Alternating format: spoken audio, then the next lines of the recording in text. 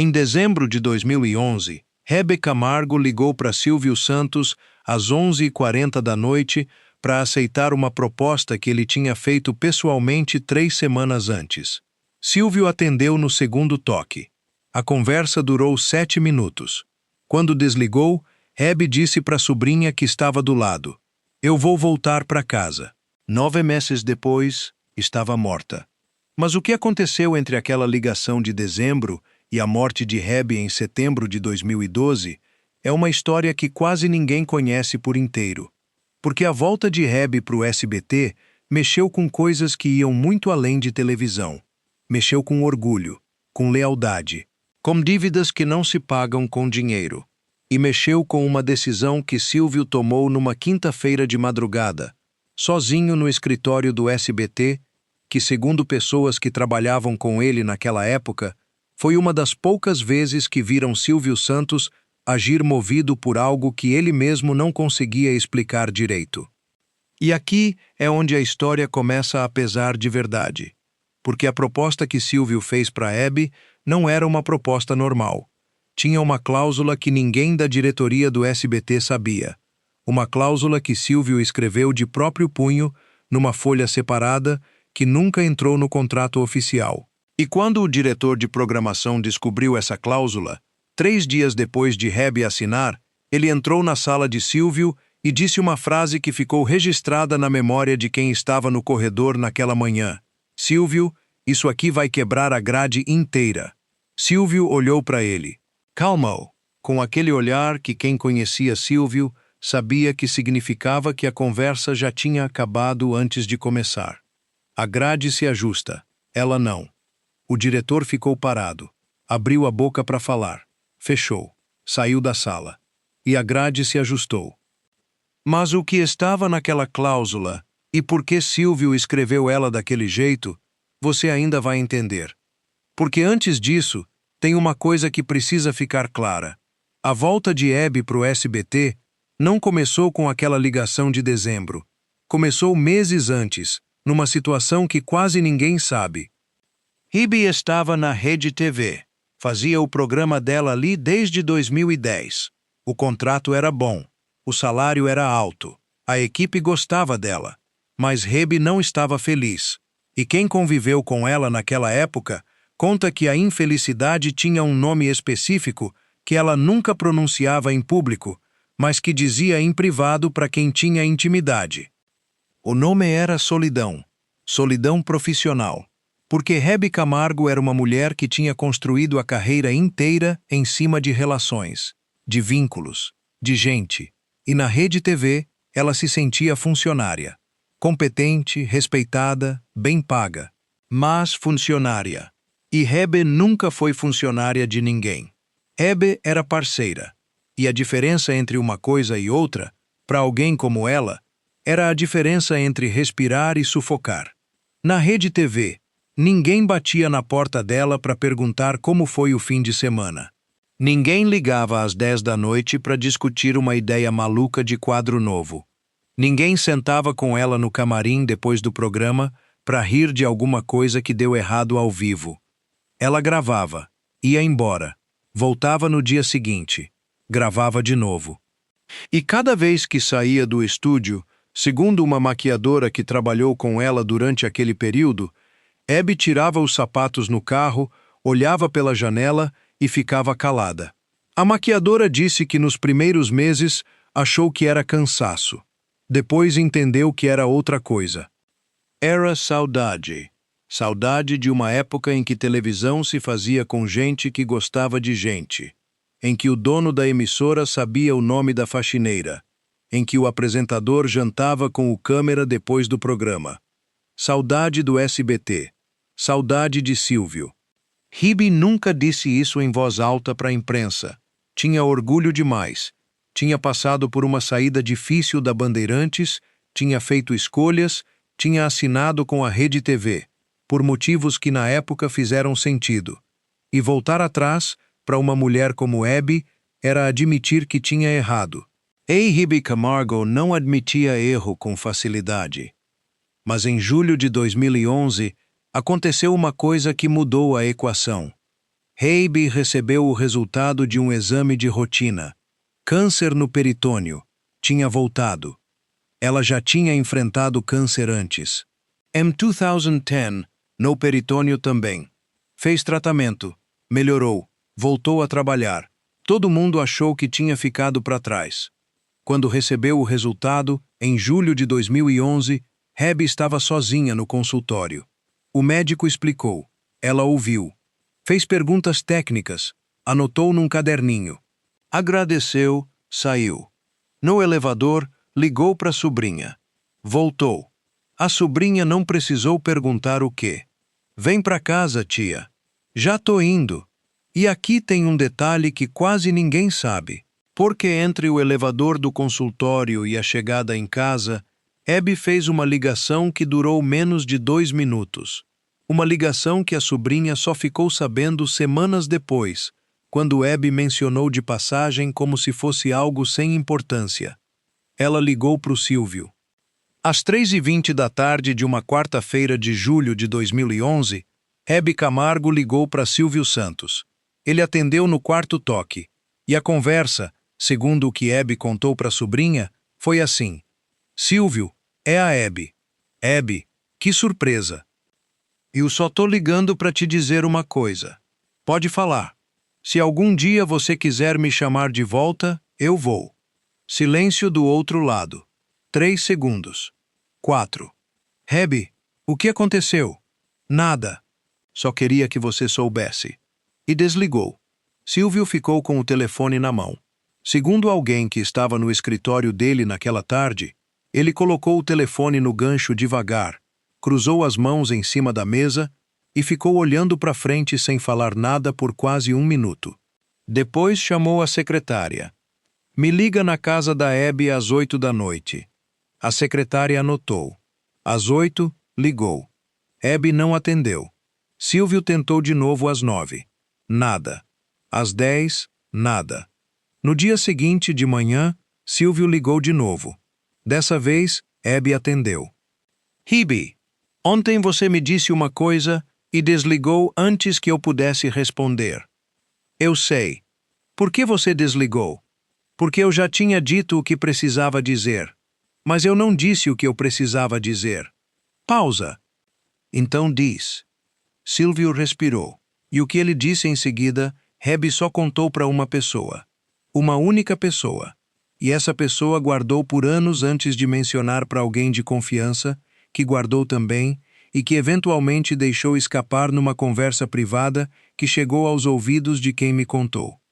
Silvio disse, Hebe, eu quero te chamar de volta. Quero faz tempo, mas eu estava esperando você querer voltar, porque eu sei que se eu te chamasse, você ia achar que era pena. E eu sei que se você viesse sem querer, ia achar que era derrota. E nenhuma das duas coisas serve pra gente. Hebe ficou em silêncio. Então agora que você ligou, eu sei que você quer, e eu quero, e a gente pode conversar. Mas não agora, Silvio. Por quê? Porque eu preciso resolver uma coisa antes. Silvio não insistiu. Quando você estiver pronta, me liga. Eu ligo. E desligaram. A coisa que Hebe precisava resolver era o câncer. Mas ela não disse isso para Silvio naquele telefonema. Não mencionou doença. Não mencionou exame. Não mencionou nada.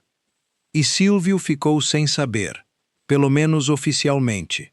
Porque tem quem diga que Silvio sabia mais do que demonstrava, que ele tinha fontes, que alguém próximo de Hebe tinha deixado escapar alguma coisa. Mas isso nunca foi confirmado. O que se sabe é que Silvio esperou.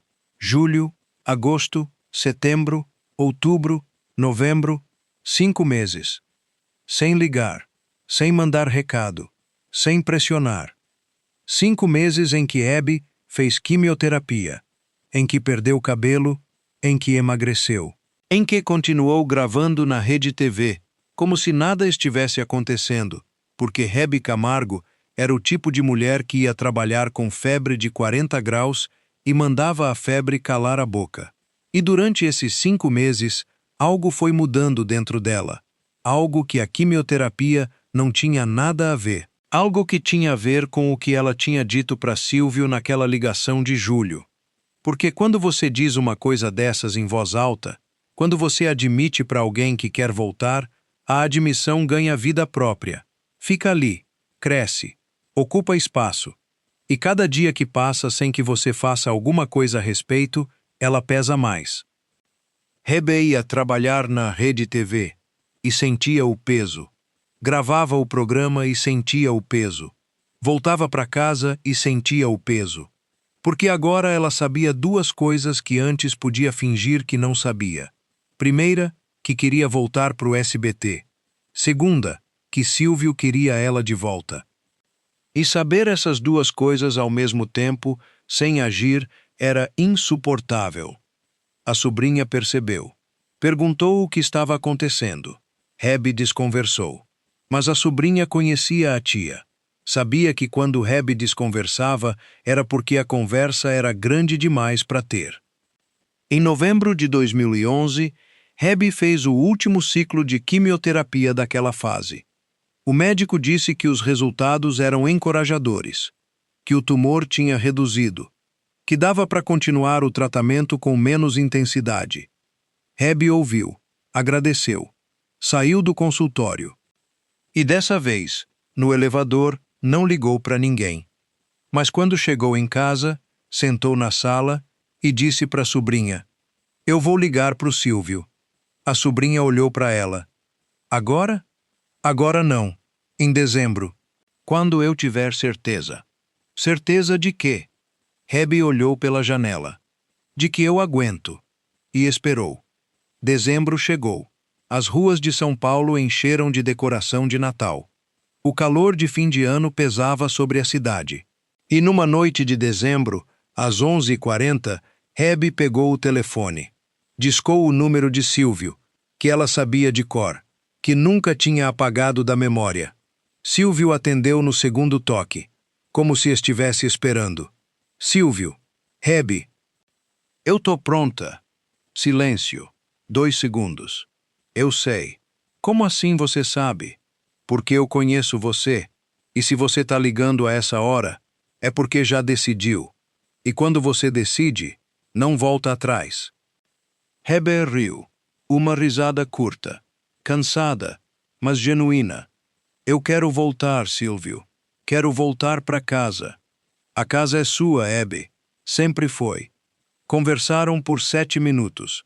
Sobre formato, sobre horário, sobre equipe, sobre quando.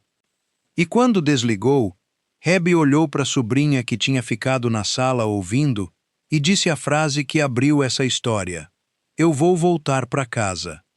A sobrinha sorriu, mas segundo ela mesma contou depois, sentiu um aperto no peito naquele momento, porque a tia estava magra, estava cansada, estava lutando contra uma doença que ninguém sabia se ia vencer, e estava decidindo voltar para a televisão. A sobrinha quis perguntar se era uma boa ideia, se não era cedo demais, se o corpo aguentava. Mas olhou para os olhos da tia e viu uma coisa que não via ali fazia meses. "Vida?" E engoliu a pergunta. Silvio, do outro lado, também não dormiu naquela noite. Segundo pessoas que trabalhavam com ele, no dia seguinte chegou ao SBT às 6h30 da manhã. Ele, que raramente aparecia antes das 9. Entrou no escritório, pegou uma folha em branco e começou a escrever. Não digitou, escreveu à mão, com caneta azul. A letra de Silvio, que quem trabalhava com ele conhecia bem, era inclinada para a direita, sempre correndo, como se a mão tentasse acompanhar a velocidade do pensamento. Escreveu durante quase 1 hora. 2,5 páginas. Quando terminou, dobrou as folhas, colocou num envelope e chamou o diretor jurídico. "Isso aqui é separado do contrato. Ninguém vê, ninguém copia, ninguém sabe. Fica entre eu, a Hebe e você." O diretor jurídico pegou o envelope. Sentiu o peso das folhas dentro. Olhou para o Silvio. "Posso ler?" "Pode, mas não comenta com ninguém até eu autorizar." O diretor abriu, leu. E segundo quem estava por perto naquele momento, a expressão dele mudou 3 vezes durante a leitura. Surpresa, confusão e algo parecido com espanto. Quando terminou, olhou para o Silvio. Silvio, isso aqui é... Eu sei o que é. Mas a diretoria não precisa saber. E se a Hebe? A Hebe vai saber. Eu vou contar pessoalmente. O diretor jurídico guardou o envelope, saiu da sala e carregou aquele documento como se fosse uma bomba durante os dias que se seguiram, porque o que estava ali dentro mudava fundamentalmente os termos da relação entre a Hebe e o SBT. E se a diretoria soubesse antes da hora, Silvio sabia que ia enfrentar resistência. A mesma resistência que ele enfrentava toda vez que tomava uma decisão com o coração em vez do bolso. E Silvio tomava essas decisões mais do que as pessoas imaginam. Só que a maioria nunca ficava sabendo. A assinatura do contrato oficial aconteceu em janeiro de 2012. Hebe foi ao SBT.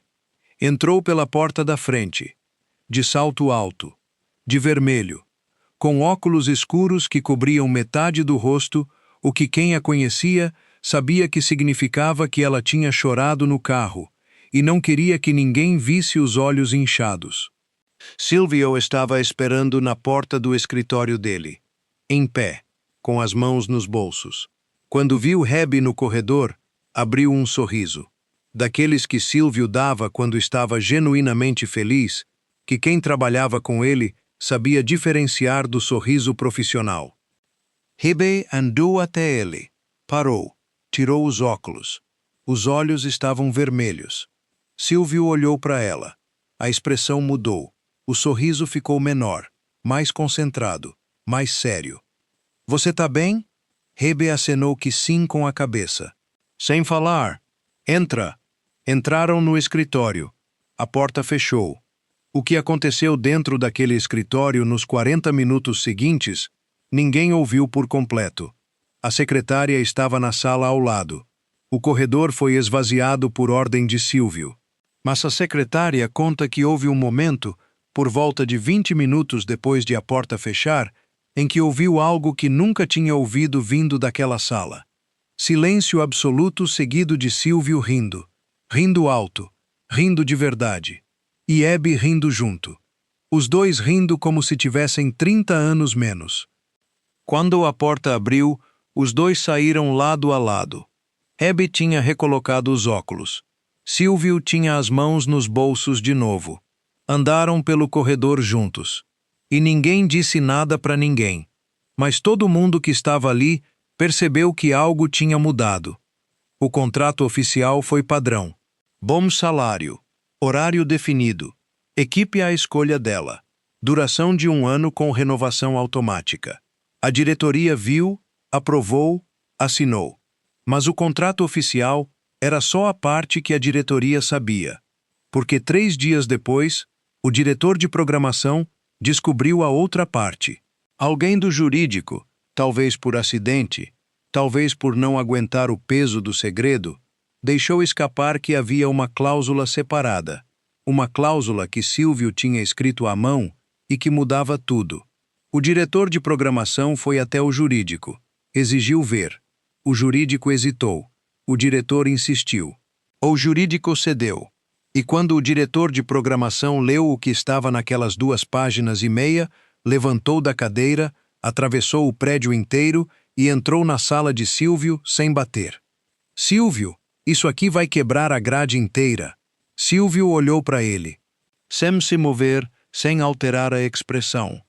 A grade se ajusta. Ela não. A cláusula secreta dizia o seguinte, na essência. Hebe Camargo teria o direito de cancelar qualquer gravação, a qualquer momento, sem justificativa, sem aviso prévio, sem penalidade, pelo tempo que fosse necessário. Se ela precisasse de 1 semana, teria 1 semana. Se precisasse de 1 mês, teria 1 mês. A grade do SBT se adaptaria à disponibilidade dela, e a emissora cobriria o horário com reprises ou programação alternativa sem descontar 1 centavo do salário dela. Em termos práticos, Silvio estava dando para Hebe o que nenhum artista da televisão brasileira jamais tinha recebido: a garantia de que ela podia parar quando precisasse e voltar quando quisesse, sem consequência. E o diretor de programação sabia o que aquilo significava para a grade. Significava que toda segunda-feira ele ia acordar sem saber se o programa da Hebe ia ao ar ou não. Significava que patrocinadores iam perguntar. Significava que a concorrência ia usar isso contra eles. Significava caos. Mas Silvio tinha decidido. "Ela tá doente?" perguntou o diretor de programação. Silvio olhou para ele, e a expressão dele, segundo quem estava perto, ficou dura, de uma dureza que Silvio raramente mostrava. "Isso não é da sua conta. Silvio, se ela tá doente, eu preciso saber para planejar." "Você planeja com o que eu te der, e eu tô te dando a cláusula. Você não precisa de mais nada." O diretor engoliu em seco, saiu da sala. E nos meses que se seguiram, fez exatamente o que Silvio mandou. Planejou com o que tinha, sem perguntar mais nada. Sem questionar. Hebe começou a gravar em fevereiro de 2012, e a primeira gravação foi algo que quem estava no estúdio nunca esqueceu. Ela chegou cedo, antes da equipe, antes do diretor, antes de todo mundo. Entrou no estúdio vazio, parou no meio do palco, olhou ao redor, as cadeiras da plateia vazias, os refletores apagados, o cenário montado mas sem vida, e ficou ali, parada, por quase 10 minutos. O câmera que chegou primeiro e a viu ali parada, conta que hesitou em interromper, porque tinha algo na postura dela que pedia silêncio. Ela estava com as mãos juntas na frente do corpo, o queixo levemente levantado, os olhos percorrendo cada canto daquele estúdio como se estivesse memorizando ou lembrando, como se estivesse se reencontrando com um lugar que tinha morado dentro dela durante todo o tempo em que esteve fora. Quando a equipe foi chegando, Hebe virou para eles com um sorriso que uma das maquiadoras descreveu como o sorriso de quem volta para casa depois de uma viagem longa demais. A gravação começou, e algo aconteceu que surpreendeu até quem conhecia Hebe de décadas. Ela estava diferente. A Hebe da Rede TV era profissional, competente, eficiente. Fazia o programa, fazia bem, ia embora. A Hebe que voltou para o SBT era outra coisa. Era a Hebe que as pessoas lembravam dos anos 80 e 90. A que ria alto. A que tocava no braço do convidado. A que contava a história do passado no meio da entrevista. A que chorava quando se emocionava e não pedia desculpa por chorar. A que olhava para a câmera como se estivesse olhando para dentro da casa de cada pessoa assistindo. Era a Hebe de verdade. A que tinha sumido por uns anos debaixo de contratos e obrigações e grades de programação que não tinham a ver com ela. E ela sabia que estava diferente. Disse para a equipe no intervalo daquela primeira gravação: "Eu estava com saudade de mim mesma." A equipe riu, mas entendeu, porque a mudança era visível, palpável, estava no tom de voz, na forma como ela se movimentava no palco, na energia que ela transmitia. Algo tinha voltado. E esse algo foi o que Silvio viu antes de todo mundo. Foi por isso que ele fez a proposta.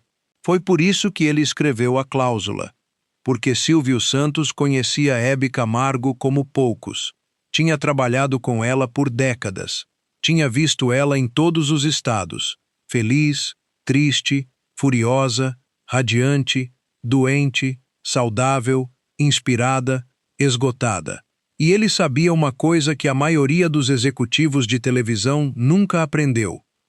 Silvio sabia que Hebe precisava se sentir em casa para ser Hebe. E o SBT era a casa dela. E a cláusula secreta era a chave da casa. A garantia de que ninguém ia trancar a porta na cara dela. Os primeiros programas foram ao ar. A audiência respondeu. Os números eram bons. A Hebe que o público conhecia e amava estava de volta. A imprensa cobriu. Os patrocinadores ficaram satisfeitos. A grade se ajustou, como Silvio tinha prometido. E durante algumas semanas, tudo parecia funcionar. Até que parou de funcionar. Em março de 2012, Hebe cancelou uma gravação. Sem aviso, sem explicação. A equipe chegou no estúdio de manhã, tudo montado, plateia convocada, e recebeu a notícia de que Hebe não viria. O diretor de programação ligou para o Silvio. Silvio, a Hebe cancelou. O que eu faço? Coloca reprise. Mas os patrocinadores. Coloca reprise.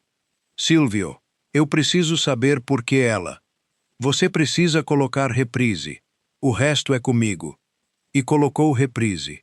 Na semana seguinte, Hebe gravou normalmente. O programa foi ao ar. Tudo bem. A semana seguinte também. E a seguinte. E a seguinte. Até que em abril, cancelou de novo. 2 gravações seguidas.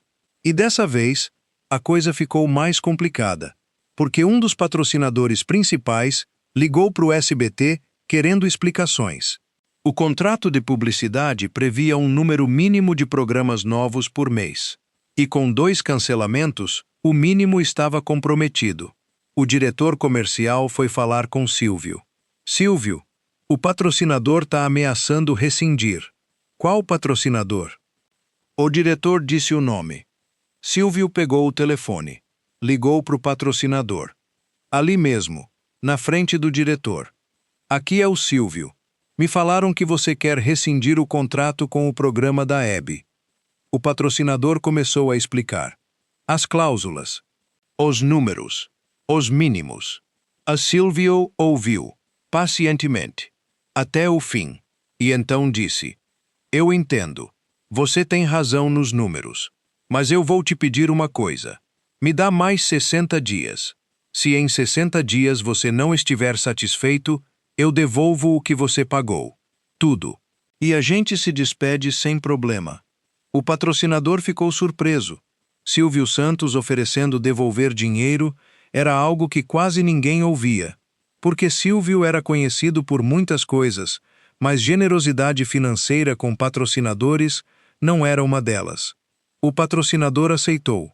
Mais 60 dias. E quando Silvio desligou, olhou para o diretor comercial e disse: Não me traz mais problema de patrocinador. Traz solução. Se o cara quer sair, deixa sair. Eu acho outro. O diretor saiu da sala com a sensação de que Silvio estava protegendo alguma coisa que ia muito além de um programa de televisão. E estava certo. Porque naquela mesma semana, Silvio fez algo que quase ninguém ficou sabendo. Algo que só veio à tona anos depois, quando alguém da equipe de produção do SBT mencionou numa entrevista informal. Silvio foi visitar Hebe na casa dela. Sem avisar, sem agendar. Chegou de carro num final de tarde, tocou a campainha, e quando a empregada abriu, disse simplesmente: Fala pra Hebe que é o Silvio. A empregada foi. Voltou. Pode subir. Silvio subiu. Encontrou Hebe na sala, deitada no sofá, com um cobertor por cima mesmo fazendo calor. A televisão ligada num volume baixo, um copo de água na mesa de centro. Ele parou na porta da sala, olhou para ela, e segundo a pessoa que me contou essa história, que ouviu de alguém que estava na casa naquele dia, a expressão de Silvio ao ver Hebe naquele sofá foi algo que marcou quem viu. Porque Silvio Santos era um homem que controlava a expressão como poucos, que sorria quando queria, que endurecia quando precisava, que escondia o que sentia com a eficiência de quem faz isso há 60 anos na televisão. Mas naquele momento o controle escapou, por um segundo, talvez 2, antes que ele recompusesse. O que passou no rosto dele naqueles 2 segundos, a pessoa que viu descreveu com uma palavra: medo. Silvio sentou na poltrona ao lado do sofá, sem perguntar se podia, sem formalidade, como se fizesse isso todo dia. Você tá comendo? Hebe sorriu. Tô. Quando dá. Quando dá não serve. Você precisa comer. Silvio, eu sei o que eu preciso. Eu sei que você sabe, mas eu vim te lembrar. Ficaram em silêncio por uns momentos. A televisão murmurando ao fundo, o barulho da rua entrando pela janela. E então Silvio disse algo que, pelo que se sabe, nunca tinha dito para ninguém em contexto profissional. Hebe, eu preciso te perguntar uma coisa. E eu preciso que você me responda de verdade. Hebe olhou para ele. A expressão séria. Pode. Você quer continuar? Pausa. Eu quero. Eu não estou perguntando se você quer. Eu estou perguntando se você pode. A diferença entre as duas perguntas ficou suspensa no ar. E Hebe entendeu. E a expressão dela, segundo quem viu, mudou. Ficou vulnerável de uma maneira que Hebe Camargo raramente se permitia ser. Eu posso enquanto eu puder, Silvio. Isso não é resposta. É a única que eu tenho. Silvio ficou olhando para ela, por um tempo que pareceu longo demais para ser confortável. E então fez algo que surpreendeu todo mundo que soube depois. Pegou a mão dela, a mão de Hebe, e segurou, firme, por vários segundos. Silvio Santos segurando a mão de alguém em silêncio era uma imagem que quem o conhecia acharia impossível. Porque Silvio era movimento, era fala, era ação. O silêncio era território estrangeiro para ele. Mas naquele momento, ele ficou parado, segurando a mão dela, sem falar. E quando soltou, disse: então a gente continua enquanto você puder. E quando você não puder, a gente para. Sem explicação, sem desculpa, sem problema. Hebe acenou com a cabeça, os olhos brilhando. Obrigada, Silvio. Não me agradece. Eu que tenho que agradecer, porque você voltou. Silvio se levantou, ajeitou o paletó, e antes de sair da sala, virou e disse: Hebe? Sim? Come alguma coisa. E saiu. Desceu as escadas, entrou no carro, e segundo o motorista, que trabalhou com Silvio por mais de 15 anos, Silvio ficou calado durante o trajeto inteiro de volta ao SBT. E o motorista conta que viu, pelo retrovisor, Silvio tirar os óculos e esfregar os olhos com as costas da mão. Uma vez, rápido, como se quisesse esconder o gesto de si mesmo. Os programas continuaram. Abril, maio, junho. Hebe gravava quando podia, cancelava quando precisava. A cláusula secreta funcionava como uma rede de proteção invisível. Ninguém na plateia sabia. Ninguém no público sabia.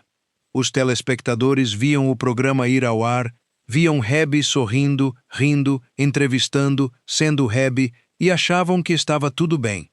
Porque Hebe fazia parecer que estava tudo bem, com uma maestria que só quem tem décadas de palco consegue. Ela sentava naquela cadeira, olhava para a câmera e era como se a doença não existisse, como se o cansaço não existisse, como se a dor não existisse.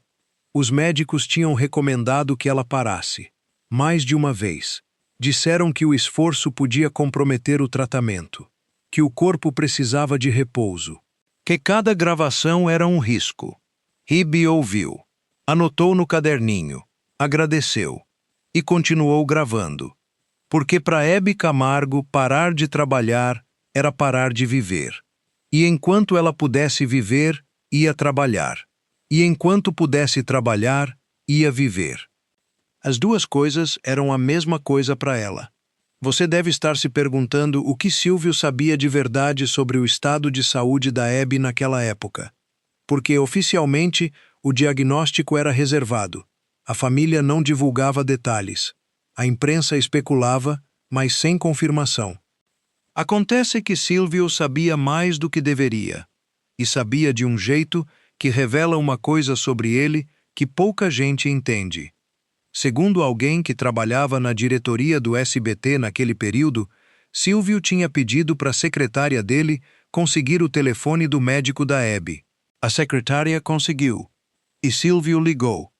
Ligou como Silvio Santos, com o peso que esse nome carregava em 2012. O médico atendeu, surpreso. Silvio foi direto. Doutor, eu sou amigo da Abby. E eu sou empregador da Abby. E eu preciso saber o que está acontecendo com ela. Eu sei que você tem sigilo. Eu respeito isso. Mas eu estou pedindo como amigo. Porque eu preciso saber até onde eu posso cobrar dela e até onde eu preciso proteger ela de si mesma. O médico ficou em silêncio. O pedido era delicado, eticamente complicado, legalmente problemático. Mas era Silvio Santos. E Silvio não estava pedindo como empresário. A voz dele, segundo quem soube da ligação depois, era a voz de alguém genuinamente preocupado. O médico não deu detalhes clínicos, não quebrou o sigilo formalmente, mas disse uma frase que, segundo a mesma fonte, Silvio nunca esqueceu. Silvio, a Abby é uma mulher muito forte, mas força tem limite. Silvio agradeceu, desligou. E a partir daquele dia, algo mudou na forma como ele lidava com a situação. Ficou mais atento, mais cuidadoso, mais presente. Começou a ligar para Abby com mais frequência. Não para falar de trabalho, para perguntar como ela estava, para contar uma piada, para lembrar de alguma coisa dos anos 80 que fazia os dois rirem. Abby percebia e apreciava, porque apesar de toda a força que ela demonstrava, apesar da máscara que vestia todo dia para subir no palco, por dentro ela estava lutando uma batalha que ficava mais difícil a cada semana. E ter alguém que ligava só para fazer ela rir, sem pedir nada, sem cobrar nada, era uma coisa que ela valorizava mais do que qualquer contrato, qualquer cláusula, qualquer salário. Em junho de 2012, Abby gravou um programa que ficou na memória de quem estava no estúdio. O convidado era um cantor veterano, amigo dela de décadas. A entrevista correu normalmente. Risos, histórias, música.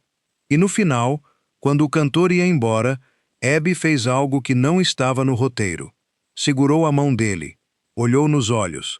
E disse, ao vivo, com a voz firme, mas com algo por baixo que quem prestava atenção conseguia identificar como fragilidade.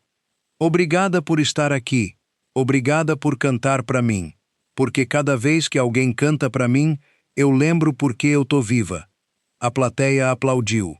O cantor ficou emocionado. A equipe trocou olhares. E nos bastidores, depois que as câmeras desligaram, Abby tirou o microfone, entregou para a assistente, sentou no camarim e ficou em silêncio por vários minutos. A maquiadora entrou para tirar a maquiagem. Abby pediu para ela esperar. Ficou ali sentada, olhando para o espelho, com uma expressão que a maquiadora descreveu como de alguém se despedindo de algo. Em julho, os cancelamentos ficaram mais frequentes. 2 gravações canceladas numa semana, 3 na semana seguinte.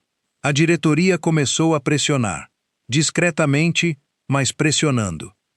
O diretor de programação foi falar com Silvio. Silvio, a situação da Abby está ficando insustentável para a grade. Silvio olhou para ele. A mesma expressão de sempre quando o assunto era Abby. A expressão que dizia que aquela conversa não ia chegar onde o diretor queria. Insustentável como? 3 cancelamentos em 2 semanas. Patrocinador perguntando. Equipe sem saber se grava ou não. A grade sem previsibilidade. E o que você sugere? O diretor hesitou, porque a sugestão óbvia era a que ele não queria fazer. Mas fez. Talvez a gente precise considerar uma pausa, temporária, até ela melhorar. Silvio ouviu. Cruzou as mãos na mesa. Aquele gesto que quem trabalhava com ele reconhecia como o prólogo de uma resposta definitiva. Eu considero. E eu rejeito. Silvio. Eu já falei com a Abby. Ela quer continuar. Enquanto ela quiser, a gente continua. Mas e se ela... Se ela disser que não pode, eu paro no mesmo segundo. Mas essa decisão é dela. Minha e dela. A diretoria não vota nisso. O diretor saiu da sala, furioso, mas em silêncio. Porque quando Silvio Santos dava a última palavra, era a última palavra. Podia concordar ou discordar, mas não tinha como reverter. E aqui é onde a história toma um rumo que talvez você não espere. Porque durante esse período, enquanto Hebe lutava e Silvio protegia e a diretoria pressionava, aconteceu uma coisa nos bastidores do SBT que quase ninguém ficou sabendo. A equipe do programa da Hebe, por conta própria, sem ninguém mandar, sem ninguém saber, começou a fazer algo extraordinário. Toda vez que Hebe ia gravar, a equipe chegava mais cedo. Arrumava o camarim com flores frescas, colocava o café que ela gostava pronto. Ajustava a temperatura do estúdio para o jeito que ela preferia. Organizava a plateia para sentar nos lugares que ela via melhor da cadeira dela. A maquiadora começou a levar um chá de gengibre que uma amiga enfermeira tinha recomendado para enjoo. O câmera principal, que trabalhava com Hebe fazia anos, passou a memorizar os ângulos que mais favoreciam ela quando estava mais magra, mais cansada. O iluminador ajustou as luzes para suavizar as sombras que a perda de peso acentuava no rosto. Ninguém combinou, ninguém pediu. Cada um, no seu canto, com a sua habilidade, fez o que podia para tornar cada gravação um pouco mais fácil para ela. E Hebe percebia. Percebia o chá, percebia as flores, percebia a luz mais suave, percebia o café pronto. E toda vez que percebiam, os olhos dela brilhavam de um jeito que a equipe reconhecia como gratidão. Mas ela não dizia nada, porque se dissesse, ia chorar. E se chorasse antes de gravar, ia borrar a maquiagem. E se borrasse a maquiagem, ia atrasar. E Hebe Camargo não atrasava. Então ela só sorria, e a equipe sorria de volta. E aquele sorriso mudo era a comunicação mais eloquente que qualquer um deles já tinha vivido num ambiente de trabalho. Silvio ficou sabendo disso. Alguém contou. Provavelmente a maquiadora, que era próxima da secretária dele.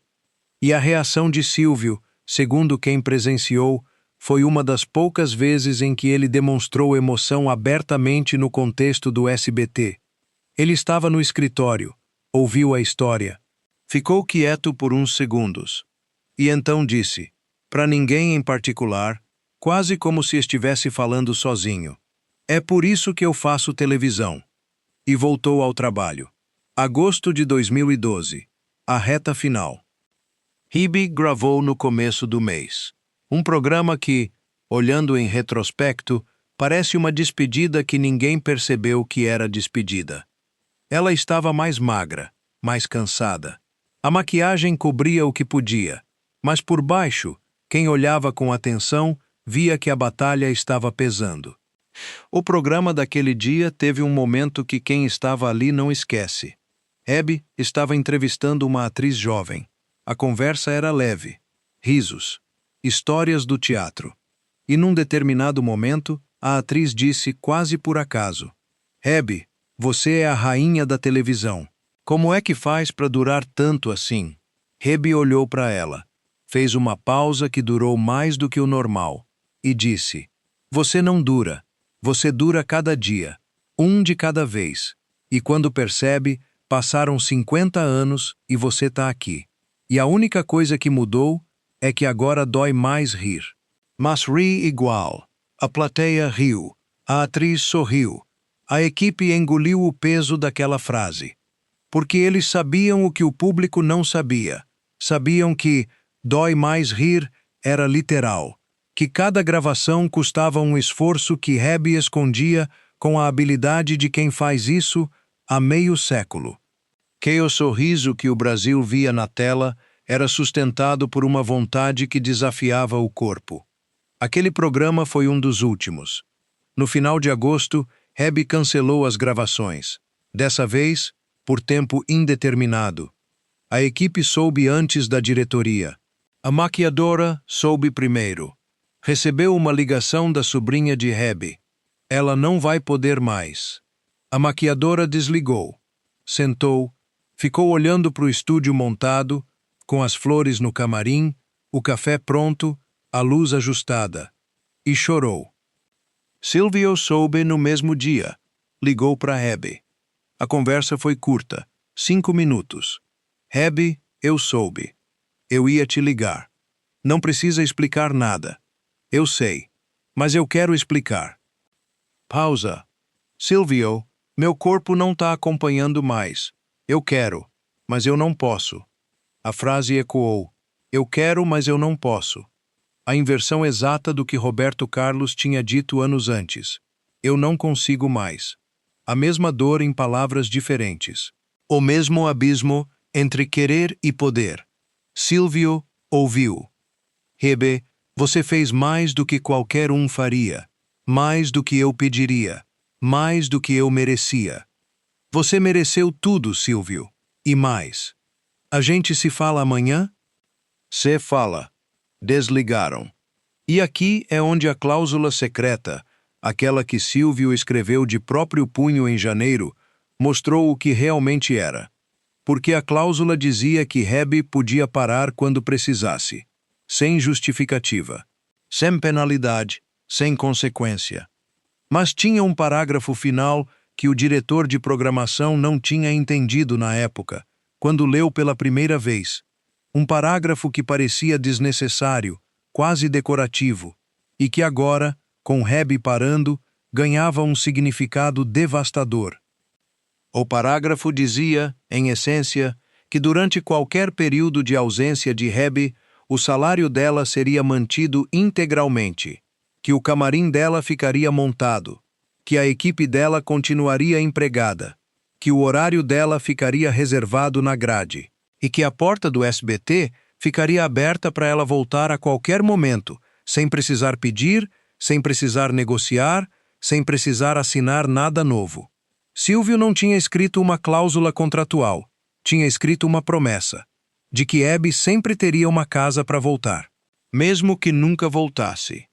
E durante as semanas que se seguiram, o camarim dela ficou montado. As flores foram trocadas. O café ficou disponível. A luz permaneceu ajustada. Como se ela pudesse voltar a qualquer momento. Como se ela fosse voltar. Setembro de 2012. O último mês. Hebe foi internada no começo de setembro. Hospital Albert Einstein, em São Paulo. A notícia vazou para a imprensa. O Brasil ficou sabendo que Hebe estava muito doente. A comoção foi enorme. Mensagens de todo o país. De artistas, de políticos, de gente comum que cresceu vendo Hebe na televisão. Silvio não fez declaração pública. Silvio nunca fazia declaração pública sobre coisas pessoais. Mas em privado, segundo pessoas que trabalhavam com ele ligava para o hospital todo dia. Às vezes 2 vezes. Perguntava pelo estado dela. Perguntava se ela precisava de alguma coisa. E numa dessas ligações, aconteceu algo que revela uma dimensão de Silvio Santos que o público quase nunca via. A enfermeira que atendeu disse que Hebe estava dormindo. Silvio perguntou a que horas ela costumava acordar. A enfermeira disse que dependia do dia, mas geralmente por volta das 10 da manhã. Silvio agradeceu. Desligou. E no dia seguinte, às 10h05, ligou de novo. Ela tá acordada? Tá sim. Pode passar para ela? A enfermeira levou o telefone até Hebe. E segundo alguém que ouviu o relato depois, a conversa durou pouco, porque Hebe estava fraca, a voz baixa. Mas Silvio fez ela rir. Contou uma história do passado, de uma gravação nos anos 80, em que tudo deu errado, e os dois acabaram rindo tanto que tiveram que parar a gravação. Hebe riu, baixinho, fraco, mas riu. E Silvio ouviu aquela risada e soube. Soube que era uma das últimas vezes. Quando desligou, segundo o motorista que estava esperando no carro, Silvio ficou sentado no banco de trás por vários minutos sem falar, sem se mover, sem dar instrução sobre para onde ir. O motorista esperou, sem perguntar. E quando Silvio finalmente falou, disse apenas, vai pro SBT, e ficou em silêncio o resto do caminho. Hebe Camargo morreu em 29 de setembro de 2012, sábado, às 8h40 da manhã. A notícia chegou ao SBT minutos depois. Alguém ligou para o escritório de Silvio. A secretária atendeu, ouviu, desligou. Ela ficou parada um momento, pensando em como dizer. Porque existem notícias que mudam a forma como você entra numa sala, e essa era uma dessas. Abriu a porta do escritório de Silvio. Ele estava sentado, lendo algo. Olhou para ela. E a secretária conta que não precisou dizer nada, porque Silvio olhou para a expressão dela e entendeu, antes das palavras. Mas ela disse mesmo assim: Silvio, a Hebe faleceu. Silvio colocou o papel que estava lendo em cima da mesa. Devagar. Alinhou as bordas com as mãos. Ajeitou a caneta ao lado. Tudo com uma precisão mecânica que parecia absurda diante do que tinha acabado de ouvir. E então tirou os óculos. Colocou na mesa. E com as duas mãos, cobriu o rosto. Ficou assim por quase um minuto. A secretária ficou ali, sem falar, sem sair, sem se mover. Quando Silvio tirou as mãos do rosto, os olhos estavam vermelhos, mas a expressão já estava recomposta.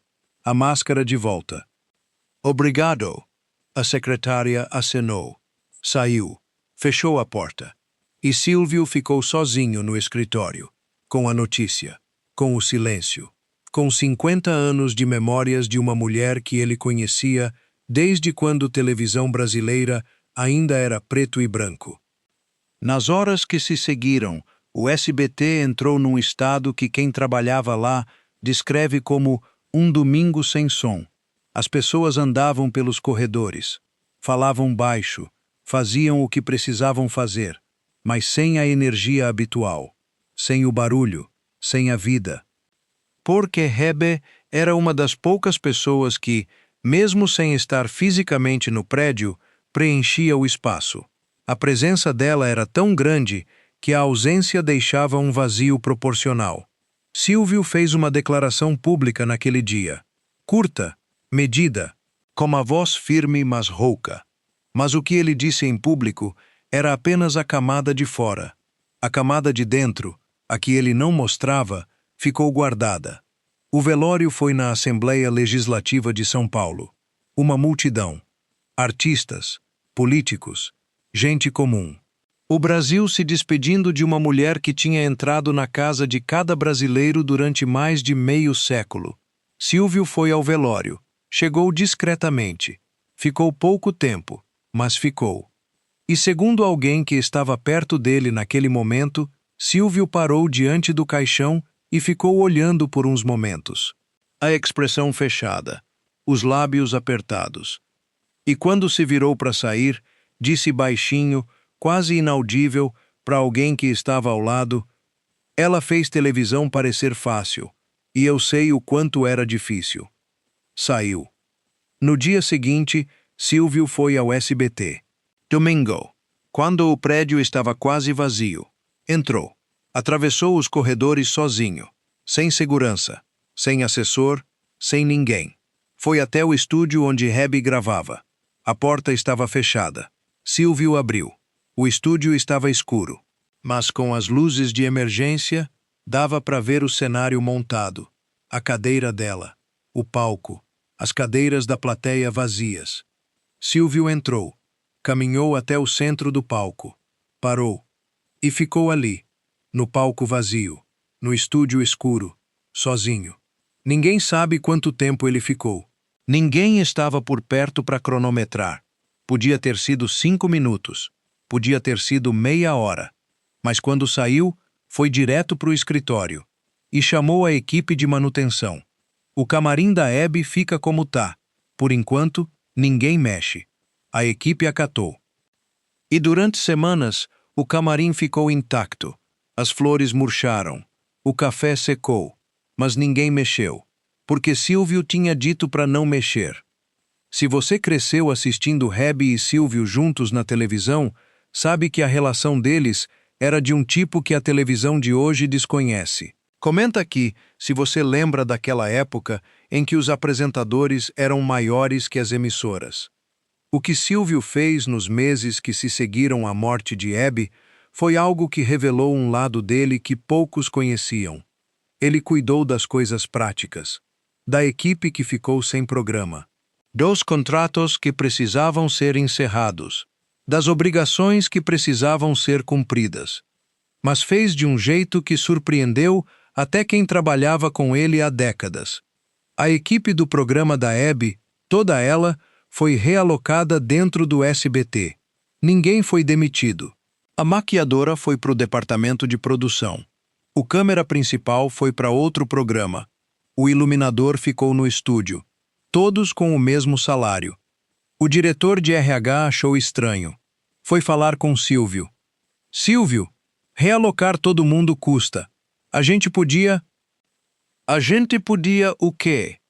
O diretor de RH engoliu o resto da frase. Nada. Eu cuido. E cuidou. Silvio nunca explicou publicamente por que manteve toda a equipe. Nunca deu entrevista sobre isso. Nunca fez comunicado. Mas tem quem diga que o motivo era simples. Hebe teria feito a mesma coisa por ele. O que quase ninguém sabe é que, meses depois da morte de Hebe, Silvio encontrou a cláusula secreta no cofre do escritório dele. O documento que ele tinha escrito à mão em janeiro de 2012. As 2,5 páginas que prometiam que o camarim ficaria montado, que a equipe ficaria empregada, que a porta ficaria aberta. Ele pegou o documento, leu de novo. E segundo alguém que estava no escritório naquele dia, ele ficou parado com o papel na mão por um longo momento. Olhando para as próprias palavras escritas meses antes, quando Hebe ainda estava viva, quando ainda havia esperança, quando a promessa era para proteger, não para lamentar. E então guardou o documento de volta no cofre, sem comentar. Mas disse uma coisa para a secretária antes de sair do escritório. Sabe o que é o pior de cumprir uma promessa quando a pessoa já se foi? É que ela nunca vai saber que você cumpriu. A secretária não respondeu, porque não havia resposta. E Silvio saiu. Os anos passaram. 2013, 2014, 2015, 2016. O nome de Hebe continuava vivo, na memória do público, nas reprises, nas homenagens. Mas dentro do SBT, o nome dela ocupava um espaço diferente, um espaço que ia além da televisão. Porque Hebe tinha sido uma das poucas pessoas que tratava Silvio como pessoa, que ligava para ele no aniversário, que mandava presente no Natal, que brigava com ele quando discordava, que ria com ele quando concordava, que dizia na cara dele o que achava, sem medo, sem filtro, sem cerimônia. E quando ela se foi, levou junto a voz que dizia as coisas que ninguém mais ousava dizer para Silvio Santos. Porque quando você é Silvio Santos, quando você é o dono do império, quando todo mundo ao seu redor depende de você de alguma forma, as pessoas param de ser honestas. Param de discordar, param de criticar, param de dizer, Silvio, você está errado. Hebe dizia, com a naturalidade de quem tinha autoridade para isso. Uma autoridade que não vinha do cargo, do contrato ou do dinheiro. Vinha da relação, dos anos, da história compartilhada. E sem essa voz, segundo pessoas que conviviam com Silvio, algo mudou nele. Ficou mais isolado, mais dentro de si, mais distante de certos processos que antes ele acompanhava de perto. Teve um momento, em 2014, que ilustra isso de uma maneira que dói. Silvio estava numa reunião de grade com diretores. Discutiam horários, programas, ajustes de programação. Uma reunião técnica, rotineira. Num determinado momento, alguém sugeriu usar o horário que tinha sido de Hebe para testar um programa novo. Um formato importado, barato, de baixo risco. Silvio ouviu a proposta, em silêncio. E quando o diretor terminou de apresentar, Silvio olhou para ele e disse: aquele horário é da Hebe. O silêncio na sala foi instantâneo, pesado, desconfortável. Silvio, a Hebe, o diretor começou. Eu sei, Silvio cortou, a voz baixa. Eu sei que ela não tá mais, mas o horário é dela, e enquanto eu não decidir o que fazer com ele, fica vazio. O horário ficou vazio por mais tempo do que a lógica empresarial recomendava. Semanas. A diretoria coçava a cabeça. Os patrocinadores perguntavam. A concorrência ocupava o espaço. E Silvio mantinha. Até que um dia, sem aviso, sem reunião, sem consulta, Silvio decidiu. Chamou o diretor de programação. Coloca o programa novo no horário da Hebe. Mas me faz um favor. Qual? Na primeira edição, coloca uma foto dela nos bastidores. Nos bastidores. Ninguém precisa ver, mas eu quero que esteja lá. O diretor fez.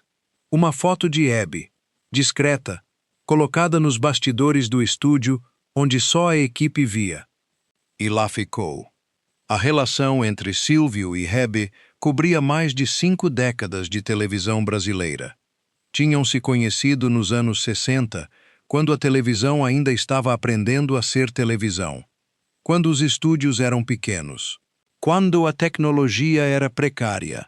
Quando o improviso era a regra e o planejamento era o luxo. Tinham envelhecido juntos, naquele sentido específico de pessoas que compartilham uma profissão, uma paixão, uma era. Cada um no seu canal, cada um no seu estilo, cada um com o seu público, mas entrelaçados pela história, pela época, pelas escolhas. Silvio era o homem de negócios que sabia fazer show.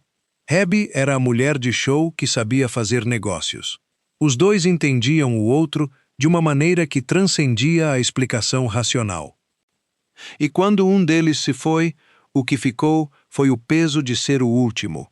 O peso de carregar sozinho a memória de uma era que ninguém mais lembrava com a mesma clareza. O peso de olhar ao redor e perceber que os rostos que povoaram os domingos de milhões de brasileiros estavam desaparecendo um a um. Hebe tinha sido uma das últimas. Em 2016, 4 anos depois da morte de Hebe, Silvio fez algo inesperado. Estava gravando o programa Silvio Santos, como fazia todo domingo. Uma edição normal, quadros habituais, plateia animada. E num intervalo, entre um quadro e outro, enquanto a equipe ajustava o cenário, Silvio ficou no palco, sozinho, com o microfone na mão, e disse, para a plateia, sem roteiro, sem aviso. Vocês sabem, eu já perdi muitos amigos nessa televisão. Muitos colegas. Muita gente que eu admirava. Mas tem uma pessoa que eu sinto falta todo dia. Todo dia. E eu nunca consigo falar direito sobre isso. Porque quando eu começo, parou. A voz engasgou. Ele olhou para baixo. 1 segundo. 2. A plateia ficou em silêncio. Um silêncio raro. Porque a plateia do Silvio Santos estava acostumada a rir, a gritar, a aplaudir. O silêncio era território desconhecido. Silvio respirou. Levantou a cabeça. A Hebe era minha amiga. De verdade. E amigo de verdade, a gente não substitui. A plateia aplaudiu. Com respeito, com emoção. E Silvio seguiu em frente. Chamou o próximo quadro. Voltou ao trabalho. Porque era isso que ele fazia. O que Hebe fazia. O que aquela geração fazia. Seguia em frente, sempre. Porque a televisão não espera. Mas dentro dele, a marca ficou, permanente.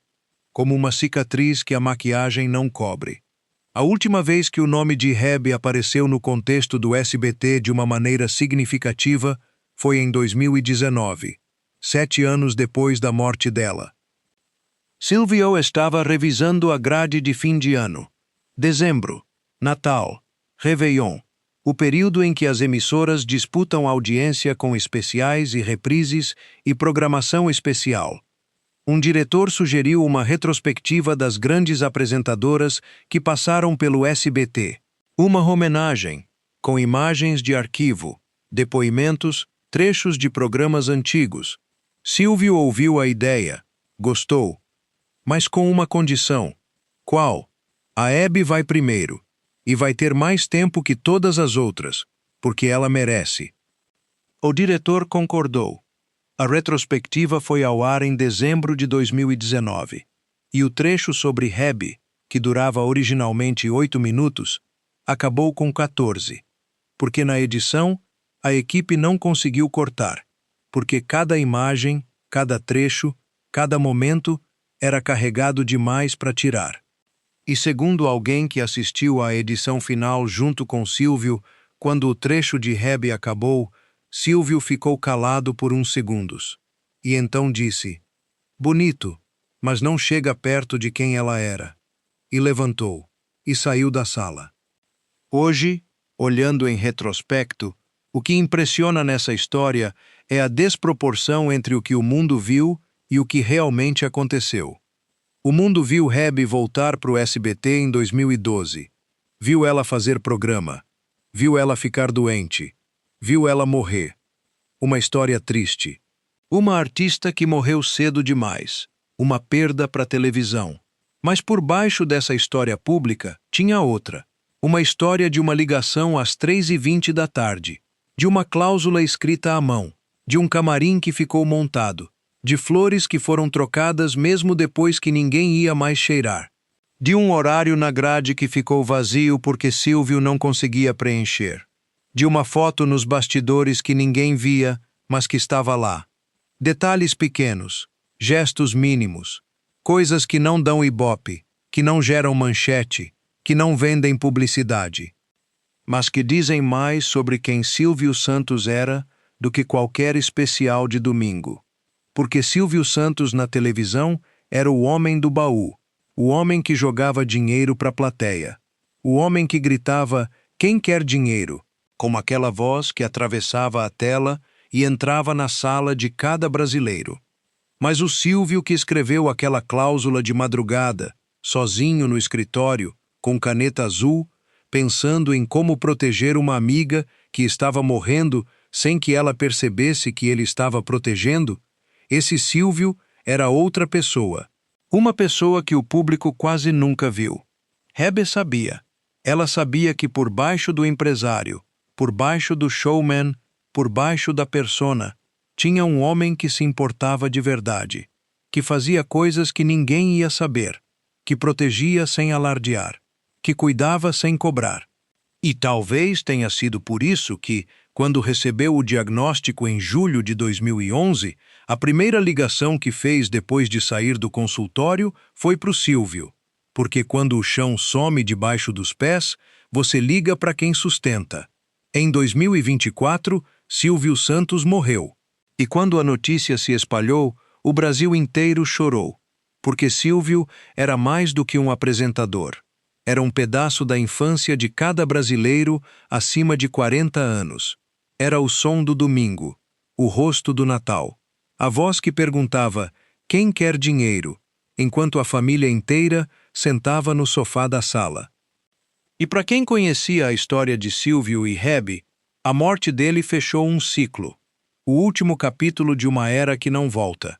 Uma era em que dois gigantes da televisão se tratavam como pessoas, em que o dono da emissora escrevia cláusulas secretas para proteger uma amiga doente, em que a apresentadora ligava às 3 da tarde para dizer "Se você quiser me chamar de volta, eu vou", em que a lealdade valia mais do que a lógica. O mundo mudou. A televisão mudou. Os donos de emissora hoje são corporações. Os apresentadores são produtos. Os contratos são feitos por advogados que nunca viram um estúdio por dentro.